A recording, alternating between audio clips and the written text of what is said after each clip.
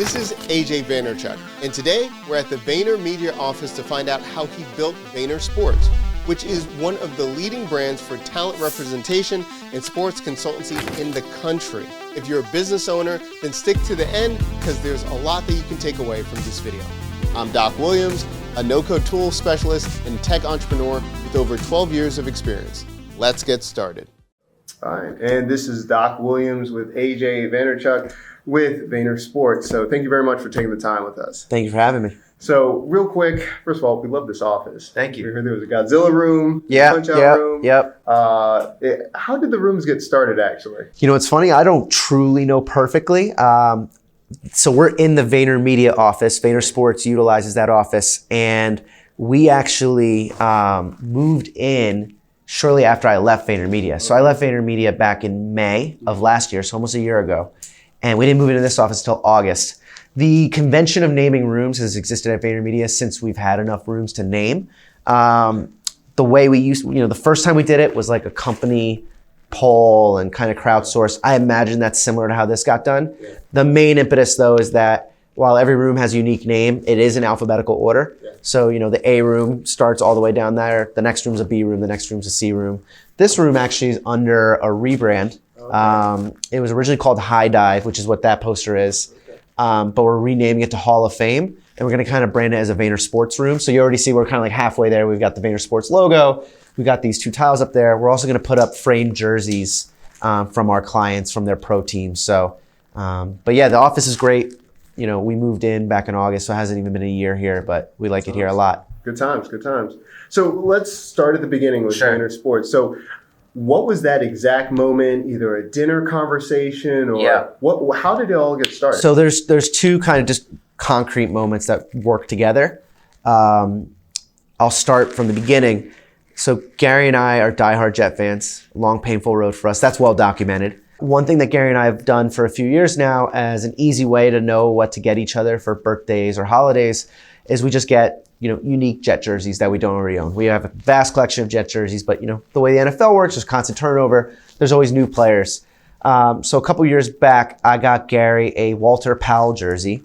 Walter was a player on the Jets at the time. He's now with the Buffalo Bills. By the time he was a Jet, Gary wore that jersey to one of the games 2 years ago and posted the photo on Twitter and actually tagged Walt. And so our business partners, Mook and Brian, who represented Walt, saw this tweet, saw Gary's tweet, clicked on it, was first kind of the mindset of like, wow, somebody has a Walt Powell jersey because, Walt was, very new to the league, was not a high draft choice. He was drafted in the 6th round.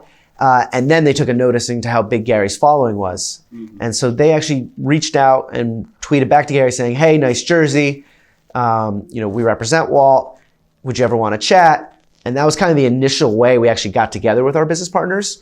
And then the second piece of that was when I left Vayner Media, I actually went a long transition out. So I left back last May, but my transition out was months and months. So probably like halfway through my transition, Gary walked into my office and said, hey, do you want to get involved with a sports agency? And I was like, my head was really not in it. And I was kind of like, oh man, there's so much going on. I kind of want to focus on wrapping up this chapter of my career before I think about other things. But I grew up wanting to be a sport agent.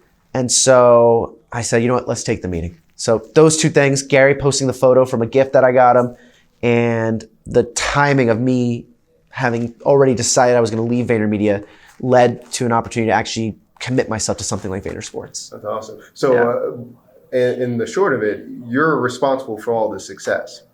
I guess if you think about me buying that Walter Powell jersey, I'm responsible in a way for, it was a team effort, everybody involved, right? Yeah. Me getting Gary the gift, Gary having the following that he does, Mook and Brian seeing that Gary mentioned Walt, so team effort. Awesome. Yeah. So when you think about that, and you're creating a very unique brand, Vayner Sports, it's not like other sports agencies. What were you filling the need for that just wasn't in the industry already? I think, one, the way Gary and I look at business, I think we've been fortunate enough to always come in with fresh eyes. So a really good example is Vayner Media. Gary and I started an advertising agency with 0 days of experience working in advertising. And I think that actually served us well. Yes, there was mistakes that we made along the way, but I think not having preconceived notions for how things should be done served us well. And I think the same thing with a sports agency. We have partners that are veterans of the space, but Gary and I like that we come with fresh eyes. I think a big part of it, it's fairly uncommon for a sports agency to be quote unquote full service. Most of the sports agencies, you have either the agent side, the contract advisor who handles the contract with the teams, or you have marketing agents. And we do both. Mook and Brian are certified agents. Gary and I, along with Justin Giangrande, who's with us, who recently joined us a few months ago, bring a marketing prowess. And I think that combination of having one company that is responsible for your success both on and off the field, I think is fairly unique. There's some people that are doing it, but I think just given our backgrounds, we're putting a unique spin on it. So when an athlete gets signed up, how do you reach out to them? Are you kind of scouting for them, or are they reaching out to you? It's both. It's both. It's definitely a two-way street. We get quite a bit of inquiries, which is great. Yeah. But I think the biggest way we find the players that we work with is through talking to actual NFL teams. Specifically when talking about collegiate players that have aspirations to get into the league. What we do is we ask teams, about a list of players that we can find a way to, whether it's based on geography. There's a lot of great schools in the Northeast. So, by having a Temple or a Boston College or things like that locally, that's an easy access point for us. And what's really important to us is, we obviously first and foremost want to work with a great person. But at the end of the day, their success in a lot of ways relies on their ability to play in the league. So we reach out to teams and we ask them, hey, this is somebody that we can have a conversation with. Do you think they have a future in the NFL? And if they say yes, that's how we kind of move forward and have that conversation. Okay. When you talk to them personally, like one-on-one, what are some of the nuances like that you pick up, or it's like they've got it? That's who we are. I think the biggest thing that has given me that gut feeling that somebody has it is somebody who's willing to buck convention. When it comes to a guy like Jalen or John, who are two of our guys in this upcoming class that we expect to get drafted, they, unlike a lot of others, were willing to look past convention. When you think about Vayner Sports being a new entity, there's a lot of other agencies that have a track record that is deeper and longer than ours in the world of sports. And there are a lot of kids and a lot of families that go with track record, go with what's on paper. And I think if a kid is willing to look past the convention or the track record and really make a bet on us being an upstart and something new and something fresh and something unique, if they're open-minded to what we're saying, that's when I'm like, all right, they actually get it. We had many, in full transparency, we had a ton of conversations with kids that couldn't get past the fact that our client roster was only a handful of players. They wanted to go to an agency that had 50 clients in the league and this long track record of first-round picks and second contracts, and we're not that shop yet. Mm-hmm. Now, you were mentioning two of your players, and yes. We're looking at the tiles. So yeah. Could you tell me a little bit about that? Yeah, this is a fun little thing. I'm a big believer in just the concept of storytelling. And so one of my favorite stories I ever heard in sports when it relates to recruiting is a story, and I don't even know if this story is true. I think it is in basketball with Pat Riley. There's a story that when Pat Riley recruits big-time free agents, when he recruited a LeBron James successfully, or when he failed to recruit a Kevin Durant, that he starts the meeting by showing up late and then dropping his rings on the table, right? You've heard the same story? Yeah. So that's a story that always resonated with me because that's just such a great kind of like powerful, like straight to the point and just having that audacity and that confidence. So something that I came up with shortly before we wrapped up our recruiting process that Jalen and John both participated in is I'm a big believer that when you pick Vayner Sports, you're picking a partner in this business, not just an agent. And our main goal is that no matter how good you are, there's always going to be, you can look at, the number one pick, the consensus number one pick in this upcoming draft, there are still question marks on him, right? There are still thoughts. And I don't want to say his name or speak to him because he's not my client. That wouldn't be fair to him or his agent. But whether it's the first pick overall, the second pick overall, the third pick overall, when you think of the 5 best prospects of this upcoming draft, there are question marks on all of them. My thought process is we want to work with these kids to help them break barriers and prove critics wrong. So that tile actually includes where we took There's 3 quotes or 3 bullets on each tile. We provided 2 of them, and they don't even know before they come and sign with us. We say, hey, these are 2 things. These are mostly either public perception of the player or actual verbatim feedback we got from NFL scouts about that player's areas of improvement. We then present that to them, and then we tell them, hey, add a third of your own, either a hurdle you need to break or something that you need to break. We have them write it, and then we actually provide them with goggles because the last thing we need is for a piece of tile to catch somebody in the eye.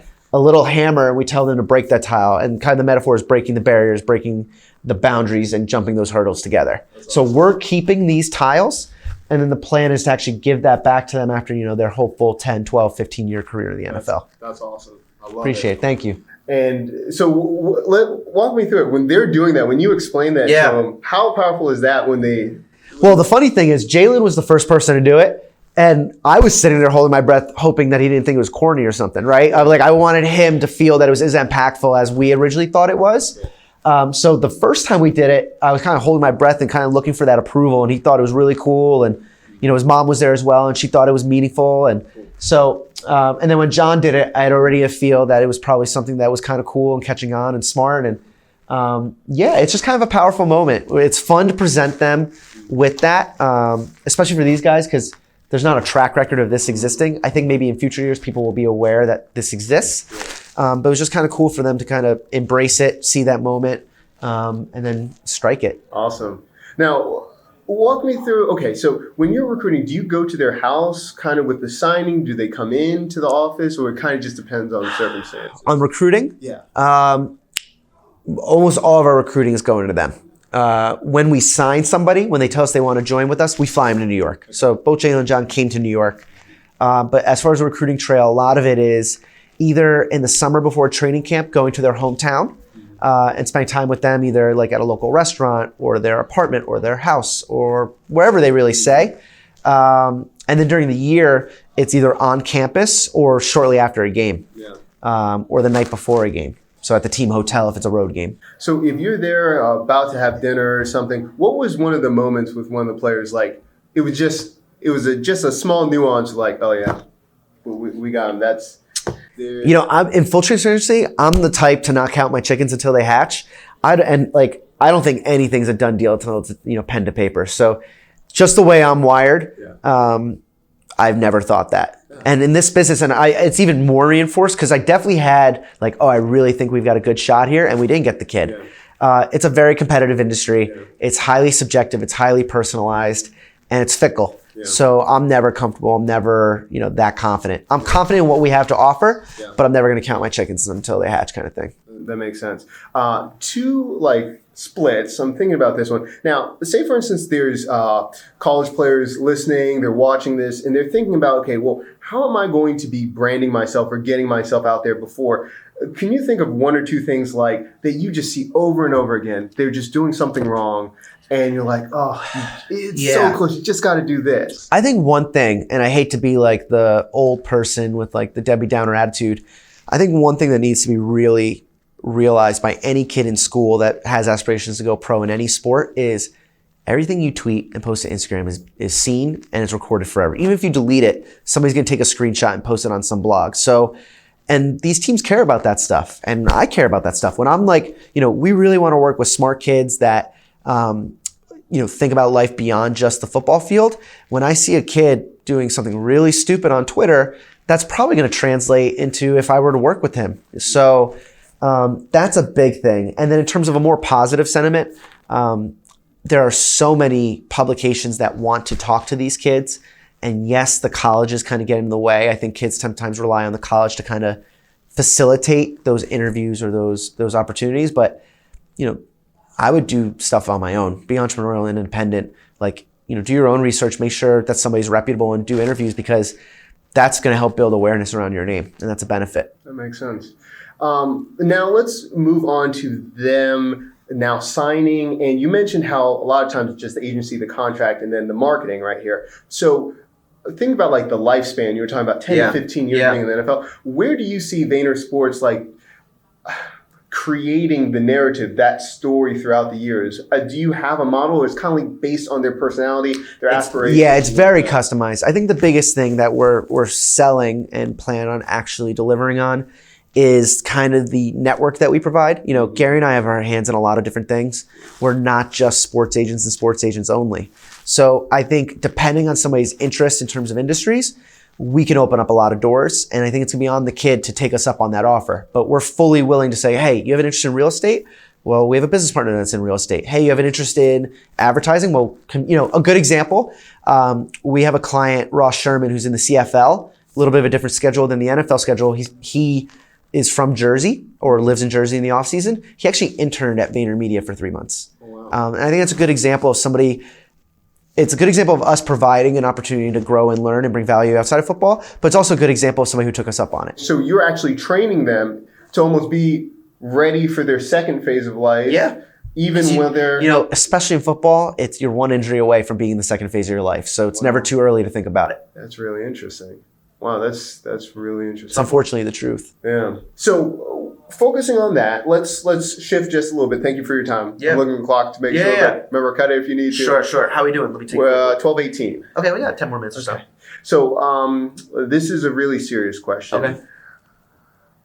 How serious are the four of you in fantasy football before you get into it? Has there been any fights, physical altercations? No, fantasy football, so it's going to be strange to say. There's really not a lot of passion behind fantasy football between the four of us. Gary and I are much more passionate about fantasy baseball, which we've been playing for a long time. I've been playing fantasy baseball for like 17 years. And I'm only 30, but like playing it very seriously. And on the football side, Mook and Brian don't partake. They're certified NFL agents. They don't feel it's appropriate for them to be in fantasy football. All their attention is on our guys. When they're watching football games, they're watching the Bills to see Walt. They're watching the Broncos to see Matt, etc. Now, this is interesting. Being a DieHard Jets fan, is it hard or painful? You've got other players now on different teams. Yeah. When they're playing each other, do you just try to mask that? Just turn? Yeah, I'm not going to lie to you. It's hard. The way I look at it, though, is, Walt Powell plays receiver for the Bills. When the Jets play the Bills, I hope Walt scores 5 touchdowns. I hope the Jets end up on the winning side of if it's a shootout, fine. We don't represent any Jet player on defense, so if the score is 56-49, as long as the Jets finish with 56, I'm pretty good with it. The good thing is all our guys know. We're not hiding anything. Walt knows that when he suits up on Sunday against the Jets, I'm rooting for the Jets. There's no confusion. We're not frauds. But I can still. The good thing is I've found a way where I can do both. I can root for Walt on the Bills to score as many touchdowns as possible, but I can still root for my team. That's awesome. Just 2 more questions. Yeah, please. The one that you mentioned, how they were once one play away from injury, right? Yeah. And so how do you approach that with the mindset of a kid that thinks they're invincible coming out? It's hard. Yeah, it's hard. I think you mentioned it. It's a balancing, though, because I don't want to drill into a kid's head that he's going to get hurt, right? So I think it's a little bit more about let's focus on your off seasons and making your off seasons productive. Let's not really focus on the negative of potential injury. And then if, God forbid, one of our guys get hurt, we're going to be there to pick them up and work with them and help them be successful moving forward. So it's a little bit more going to be action-based than word-based. And to kind of put a more positive spin, let's focus on making off seasons productive as opposed to drilling in this fear that you're one injury away. That's excellent. This is the last question in 2-parter. So Vayner Media, 5 years from now, you wake up, you're walking into the office. What do you envision it going to be like? True. That's an interesting question because I'm not involved with day-to-day operations with Vayner Media anymore. No, it's okay. Oh, Vayner Sports. Okay, no problem. By the way, it's an easy. I'll answer both. Yeah. Vayner Media will be as big as my brother wants it to be because he's still the CEO and running the show. Vayner Sports in 5 years. One thing that's constantly coming our way is a lot of opportunity to branch out into other sports. Right now we're saying no. I'm a big believer in let's make sure this football thing is really great and we're really delivering on our message. And then at that point, we can expand into other sports. So I think 5 years is enough time to branch into other sports. We're in football because that's our biggest passion. This is a passion-based business. If I had to guess what my next few sports would be, I think basketball is a real good shot. I'm a diehard Knicks fan. I love basketball. I play basketball twice a week still. I love golf. So golf is a real opportunity, and especially with golf, because that's marketing centric. There's no negotiating with teams because there are no teams. So that's strictly a marketing endeavor. I went to the Masters for the first time a couple weeks ago. That was an amazing experience. So if I can go to more golf tournaments, that sounds fun. So yeah, I think in 5 years we'll branch out. In 5 years, I think we'll have a bigger NFL roster with a lot of kids that have grown into successful careers, because the vast majority of our clients are young. So I think in 5 years, I'm seeing some of these guys with Pro Bowls and Super Bowls. Our client Matt Paradis has already won a Super Bowl, so we have a Super Bowl champion on the roster, which is awesome. And we'll continue to build the team with great kids that are having successful careers and building out their networks into other industries and setting them up for success. And that other part of it, when a player wakes up 5 years from now and they've been with Vayner Sports for 5 years, what do they have when they wake up 5 years later? I'm hoping gratitude. I think the most important part is it takes two to tango. And I'm a big believer, and I've seen it, where we're only going to be able to help these kids as much as they're willing to take that help and receive that help and kind of have a self-awareness of, this is a great opportunity. My biggest thing is I always want kids to remember to that moment. You asked me before, what was the moment when I knew they were going to come with us? And I said I didn't know it. On the flip side, they have to have a moment when they knew they were going to go with Vayner Sports. I'm always going to try to remind kids to think back to that moment, because most likely they're choosing us because they trust us. They believe in our capabilities both on and off the field, and they truly believe that we can deliver them an expanded network of opportunity beyond just football, whether that's marketing, endorsements, and appearances, or introductions to the right people based on their interests in various industries. So that's going to be the biggest thing, is to remind these kids why and to take us up on our ability to give them that opportunity.